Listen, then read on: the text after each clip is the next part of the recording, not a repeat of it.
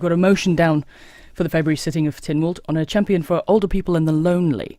What's the thinking behind this? Why, in your mind, is there a need for that role? Well, quite a long time ago, I approached the Chief Minister when he was making various appointments and said that I felt that this was something that would be useful.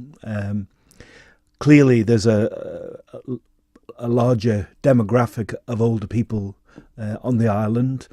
I think that's only going to go in one direction. There's going to be more people, fortunately, living longer. Hopefully, they're going to be able to live longer in their own homes. Hopefully, they're going to have a good quality of life. And so it's not just about health issues. It's about a range of issues which may affect older people.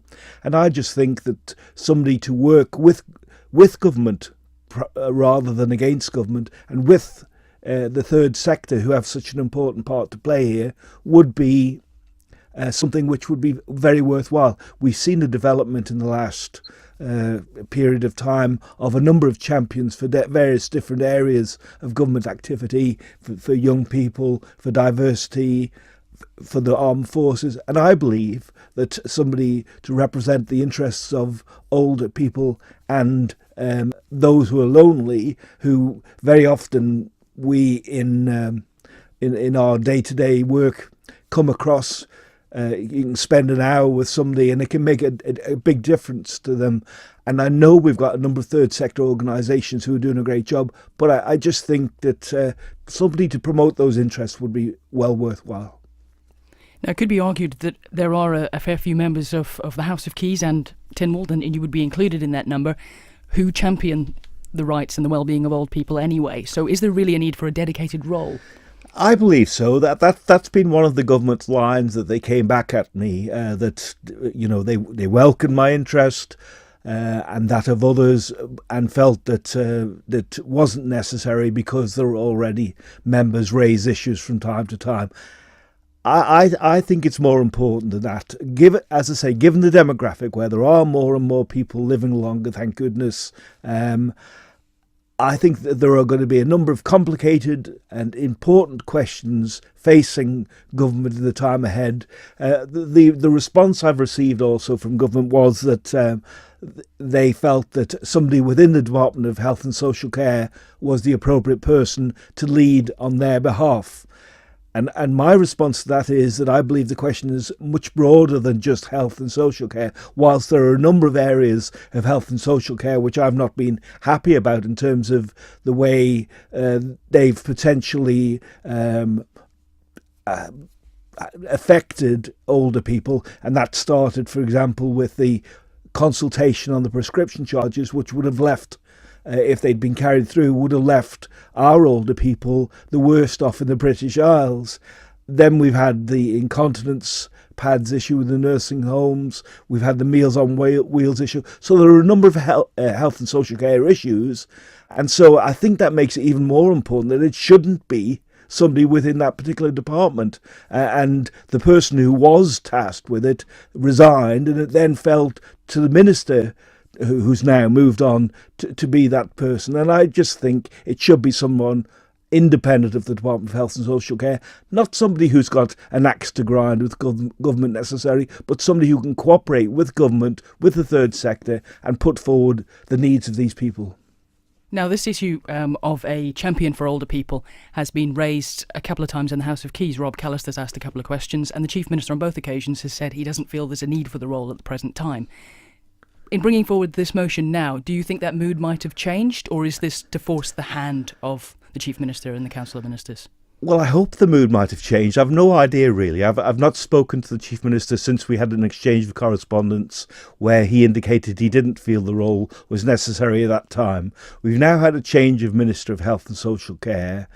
And I hope that the members of Tynwald, both House of Keys and Legislative Council, would see the value of this role, again, because of the growing demographic, because we have champions in a number of other areas. These aren't roles which are funded. It's not a cost to the taxpayer. It's something which members take on because they have a particular interest and have been invited by the Chief Minister to do so. Now, for whatever reason, there's been a reluctance so far to engage in this particular one. So I hope that Tynwald, if they are going to say no again, if they were to say no again, will give their reasons and will have their why they don't believe that's the right thing to do, because I certainly believe it is the right thing to do.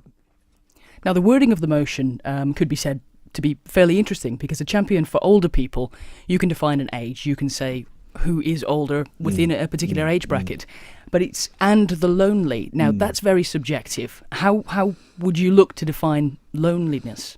Well, I think principally we're talking about, because it's principally about older people, I would say that the older people and lonely people are principally the one and the same group, although I accept completely that loneliness can be an issue that affects from people from a very young age. And that could be, for example, if they're bullied online, they could feel the effects of that. But no, I'm talking specifically about the older age group. During my role as a member of the House of Keys over an extended period, one of the things that from time to time I was called upon to do was to call and see people at the homes. And as I say, if you just spend an hour with somebody who's been sat on their own all day, it can make a difference to them. And I think it's really important that we as a community, we as a society on the Isle of Man here, try and make sure that we are all connected up. And as I say, there are a number of great charities who are doing good work in this area, but I do believe that it shouldn't be just left to charities. It should be a thing which is worked between hopefully a champion, the government and the charities working together. Now, you mentioned community.